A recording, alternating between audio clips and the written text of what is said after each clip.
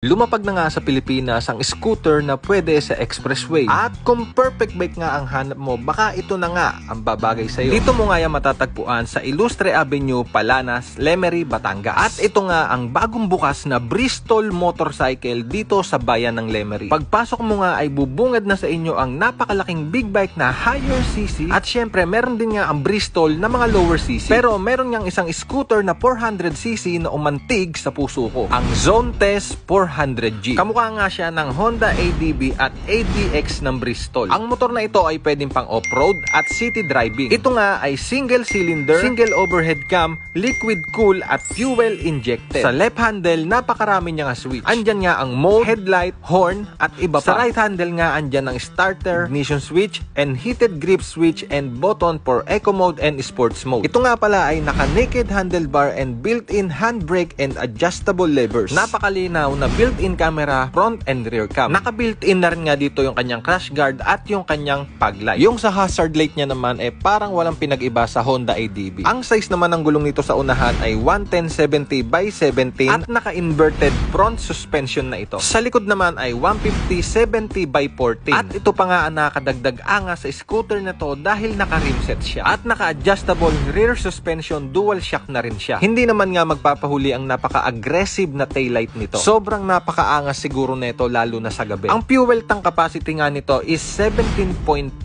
liters at ang seat height niya naman ay 775mm. Meron lang naman itong bigat na 203 kilo. May taas nga ako na 6 flat kaya kung makikita nyo, lapat pa rin ang paa ko. Kaya sa mga 5 feet dyan, medyo titingkayad lang kayo ng kaunti dito. Ito na nga yung pinakamalupit dito sa mapapanood nyo. Meron nga siyang napakalaking panel na TFT na merong 5 different interface. Sa sobrang ganda at sobrang laki ng panel niya, halos lahat ng indicator naandyan na. Guys, ang transmission nga nito ay CVT pa rin dahil nga scooter pa rin siya. Syempre, meron pa rin nga itong mga bola at bell. Sa presyo naman nga ng Zone Test 400G ng Bristol motorcycle ay mabibili mo nga sa halagang 368,800 pesos. Introductory price. Kaya ano pang inaantay mo? Yung pinapangarap mong scooter na adventure bike, pwede kahit saan at sa expressway ay naandito na sa Bristol Motorcycle, Lemery, Batangas. Sinsay na!